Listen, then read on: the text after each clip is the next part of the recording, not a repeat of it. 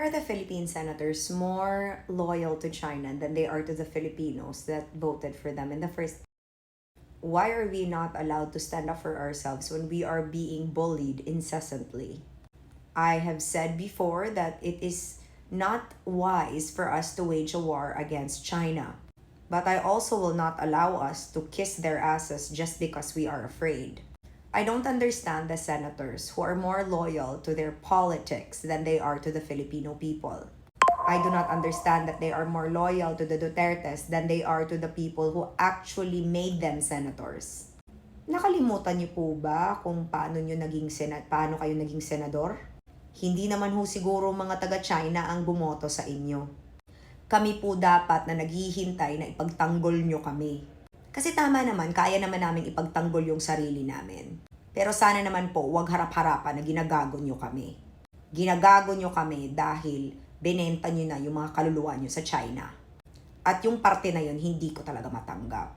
Kasi oo, tama naman yung maging friend to all and enemy to none. Pero sana naman, hindi nyo ituro sa amin na gagawin na lang kaming doormat dahil mas strong sila. Dapat din tayong magpakita sa kanila na hindi nila tayo kayang basta-bastahin. At ang West Philippine Sea ay atin. Wala namang mababastos kung walang bastos. At isa pa, sino ba talaga ang nanggagago sa mga Pilipino? Oo, maraming beses na ginagago nila yung mga mangingisda. Tapos isang beses lang na ni-rescue sila, automatic, Panginoon na sila? Hindi. Kaya hindi ko talaga maintindihan at napakalaki talaga ng dismaya na nararamdaman ko ngayon sa mga senador na hindi man lang talaga nagsalita para depensahan ang mga Pilipino. Kami, mga botante nyo.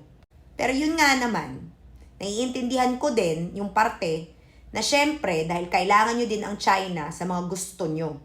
Kailangan nyo ding umalyado kasi kung hindi, babay na kung babay. I may be disappointed, but I'm not surprised. Yun lang. Ingat! Ano yung character development na naman na pinagsasabi mo, be? Hindi naman ang character ko ang nag-develop, ang judgment mo ang mali.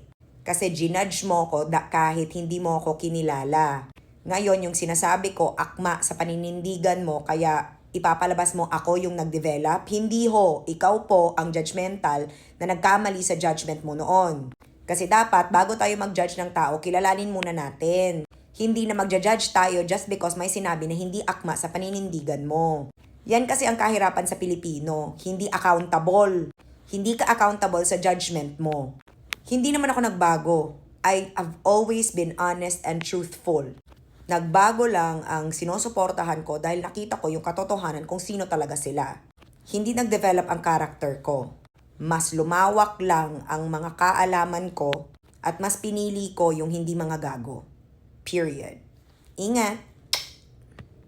So I'm waiting for them to arrive. I am having dinner here. So this is a chimichanga, or what's left of it. I am at Fiery Style here in Newport. So this is what my hair looks like after the whole thing. So I just did a blow dry. And then I'm wearing Dior, obviously. But my blush is Kiko Milano, a gift from Bev. She got me like this palette from Kiko Milano.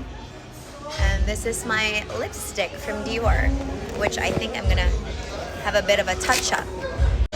Just this.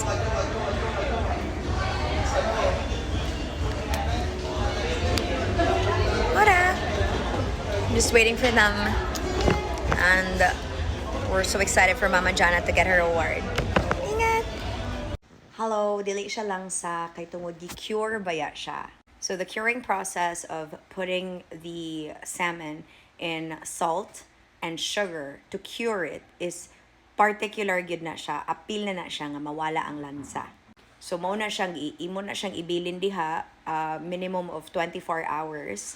So mo tong gitilawan nako siya before nako siya gibabad sa honey. So pag tilaw nako at first, yes maka-feel kong parat pero walay lansa. And mag-start manggod sad na kung ang imo pong gigamit nga salmon kanang restaurant grade salmon which you can get from the Mindanao Basket. Kay mao magyud na ang akong legit na supplier gyud sa akong steaks and my salmon or frozen products in general sa ilaha jud ko kakuha. So muna siya. If you wanna try yours and you are within Cebu, you can order your salmon from the Mindanao Basket Cebu branch. And the rest of the ingredients na gina sa balay, asukal, salt, and honey. That's it. Ingat! Hi guys!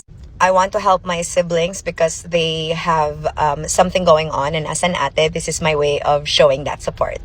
First, if you need Toyota cars in particular, and you are all over the Philippines, my brother works for Toyota Mabolo. I'm so happy because he recently got regularized, so I think now if he sells something, the commission goes to him. So please do support him in that. Second, please support my sister-in-law who started her business last Friday. Yes, kanya-kanya ginmig kayo dere because we decided to move to Cebu. So my sister-in-law is a legitimate supplier, complete with papers. She's a legitimate supplier of rice, any type of rice. Number 2, she also sells oil, palm, and corn. She also sells flour. And last but not the least, she also sells sugar, brown and white.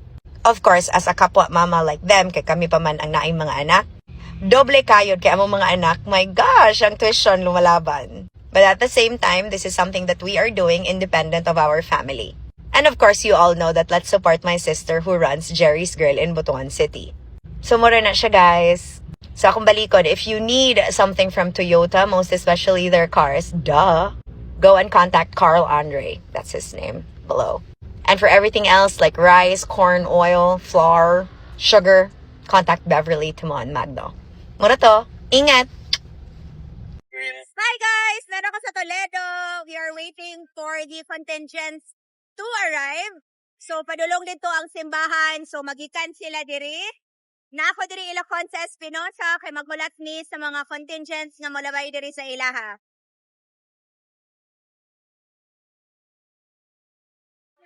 How are we?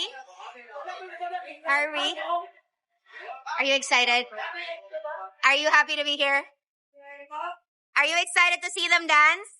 Yay! We're gonna see you guys!